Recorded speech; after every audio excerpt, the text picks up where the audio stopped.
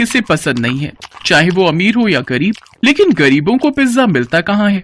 ऐसे ही विष्णु को पिज्जा खाने का बड़ा शौक था। उसने 18 साल की उम्र में पहली बार पिज्जा देखा था। विष्णु गांव का गरीब लड़का था और 18 साल की उम्र में पहली बार पढ़ाई करने के लिए गांव से शहर आया था। पहले तो शहर की स्पीड और रास्तों से उसे बड़ा डर लगने लगा। ये शहर के लोग इतनी जल्दी में क्यों रहते हैं? गाड़ियाँ कितनी तेजी से निकलती हैं यहाँ। हमेशा चौकन्ना रहना पड़ता है। यहाँ तो मेरे लिए जीना बड़ा मुश्किल हो जाएगा। वो गांव से ही अपनी ड्रेस लाया था, कुर्ता और पजामा। कुर्ता पजामा पहनकर ही वो पहले दिन कॉलेज चला गया और देखा कॉलेज के बाकी लड़के और लड़कियां जीन्स और छोटे छोटे मॉडर्न कपड़े पहन कर आए हैं। यहाँ तो सब कुछ बड़ा मॉडर्न है। यहाँ मुझे देखकर सब लोग हंस कैसे रहे हैं? सच में विष्णु को देखकर सभी हंस रहे थे। अरे देख देख, उस लड़के को देख, कैसे कुर्ता पजामा पहनकर कॉलेज आया है। गांव से आया है पक्का, गंवार है गंवार। विष्णु चुपचाप क्लासरूम में घुस गया और एक लड़के के पास जाकर बैठ गया। हेलो, मेरा नाम अभिनव है। मेरा नाम विष्णु है, मैं गांव से आया हूँ। हाँ, तुम्हें देखकर पता चल रहा है। क्लास शुरू हो गई। पढ़ाई खत्म होने के बाद सबको भूख लग गई। एक लड़की अभिनव के पास आई और बोली, चल अभिनव, खाना खाते हैं। हाँ चल। विष्णु, तू भी चल हमारे साथ। हाँ चलो चलो, मुझे भी भूख लगी है, दाल चावल खाते हैं। ये सुनकर पायल जोर से हंस पड़ी। कॉलेज में दाल चावल कौन खाता है गवार? पायल, ऐसे मत बोलो, बेचारा ऐसे ही घबराया हुआ है। तो फिर कैसे बोलूं? कुर्ते पजामे में गवार लग रहा है ये हमारे साथ जाएगा तो मैं नहीं जाने वाली हूँ खाने। पायल, ऐसे किसी का मजाक उड़ाना अच्छी बात नहीं है। तू ज्यादा ज्ञान मत दे। तुझे शौक है तो तू इसके साथ खाने के लिए जा, मैं किसी और के साथ चली जाऊंगी। चाहने वालों की कमी नहीं है। तेवर दिखाकर पायल चली गई। अभिनव ने विष्णु से कहा, विष्णु, तुम बुरा मत मानना, शहर के लोग ऐसे ही होते हैं। नहीं नहीं, हम गांव से हैं, सुनना तो पड़ेगा ही।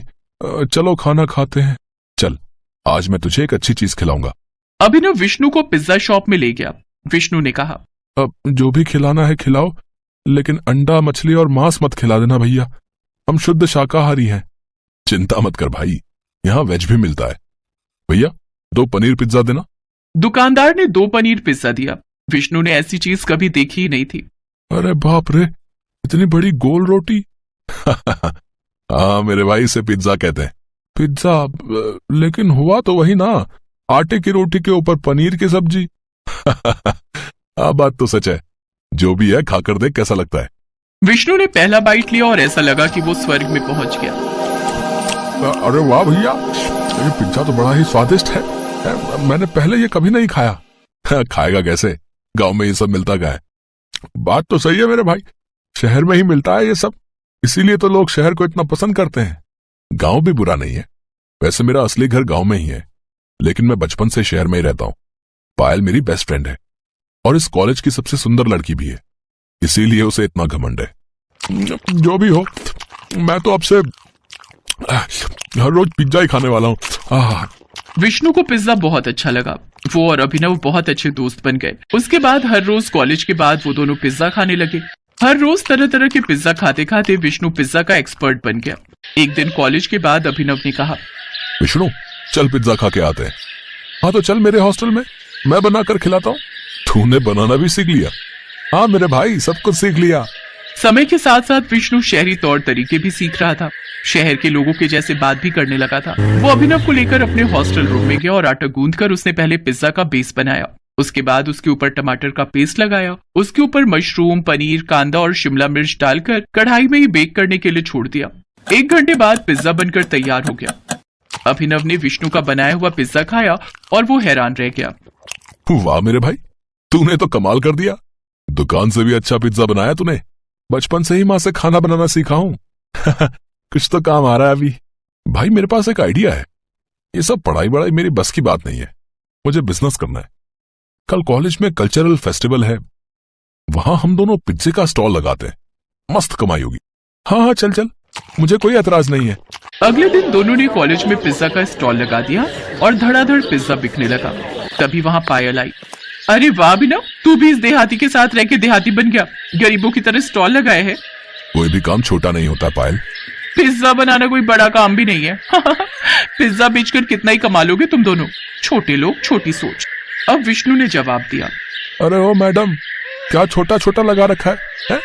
अरे देखना, मैं दुनिया का सबसे बड़ा पिज्जा बनाऊंगा। हाँ, दुनिया का सबसे बड़ा पिज्जा। अगर तुमने ये करके दिखाया तो मैं पूरे कॉलेज के सामने तुम्हारा पैर पकड़कर माफी मांग लूंगी। ठीक है, गांव का लड़का हूँ मैडम। हाँ, सरल हूँ लेकिन जिद्दी भी हूँ। अब देखो आगे आगे होता क्या है। हाँ विष्णु और अभिनव रात को हॉस्टल आए। यार विष्णु, तूने चैलेंज तो कर दिया, लेकिन यहाँ दुनिया का सबसे बड़ा पिज्जा बनाएगा कैसे? यहाँ नहीं, अरे यहाँ लोगों का मन छोटा है यार।